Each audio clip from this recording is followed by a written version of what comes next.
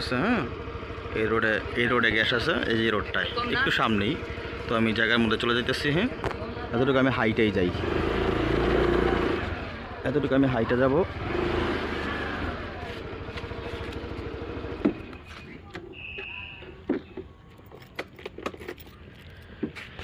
তো এই যে এই রাস্তা দিয়ে, এই রাস্তা দিয়ে একবারে মদনপুর হাইওয়ে চলে যাওয়া যায়। মদনপুর হাইওয়ে এখান থেকে যদি যাই 10 টাকা রিক্সা ভাড়া।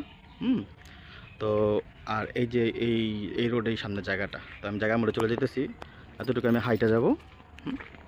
তাহলে বুঝতে পারবেন যে এই রাস্তা থেকে কতটুকু দূরে। হ্যাঁ, তো আমি জায়গার মধ্যে চলে যেতেছি। 10 ফিট রাস্তা, বর্তমানে ইটের সলিং আছে।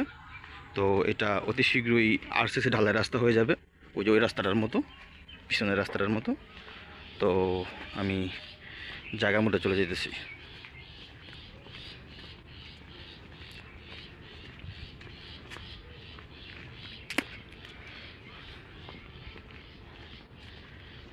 আমি জায়গার মধ্যে চলে যাচ্ছি। 10 ফিটের সলিং রাস্তা, বিদ্যুতের লাইন টানানো আছে, একবার ইচ্ছা করলে মিটার নামাতে পারবে যে কোনো সময়।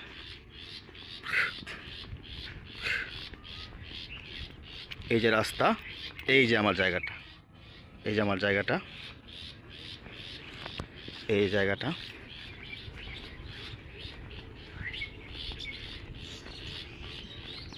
এই যে আইল, এই যে আইলটা দেখতেছেন, এই আইলের থেকে এই যে এই জায়গাটা, এই যে রাস্তা, এই যে আমার এই জায়গাটা, এই যে আমার এই জায়গাটা। তো এখানে আছে 6 শতাংশ, 10 ফিট রাস্তার সাথে, ইটের সলিংয়ের রাস্তার সাথে। এই যে এই সীমানা পর্যন্ত, এই যে সীমানা পর্যন্ত। রাস্তা থেকে 5 ফিট নিচু, রাস্তা থেকে 5 ফিট নিচু জায়গা। আর এটার ফ্যাসিলিটি হচ্ছে, এই যে আমি আপনাকে একটা জিনিস দেখাই। এই যে এটা হচ্ছে মদনপুর হাইওয়ে। হ্যাঁ, এই যে মদনপুর হাইওয়ে, এটা গার্মেন্টস, এটা হচ্ছে একটা ফ্যাক্টরি। হ্যাঁ, রোলিং ফ্যাক্টরি। আর এটা সাথে গার্মেন্টস, ডান দিকে রাস্তার ওই পার গার্মেন্টস, আর এপার হচ্ছে রোলিং মিল।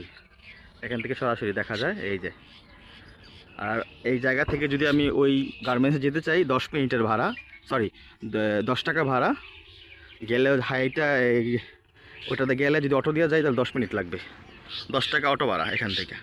এই যে আমি এই রোড দিয়েও বের হতে পারবো, মদনপুর যেতে পারবো ওই সামনে দিয়া। আবার এই রোড দিয়েও যেতে পারবো ডান দিক দিয়া, ওই যে গার্মেন্টসের দিকে।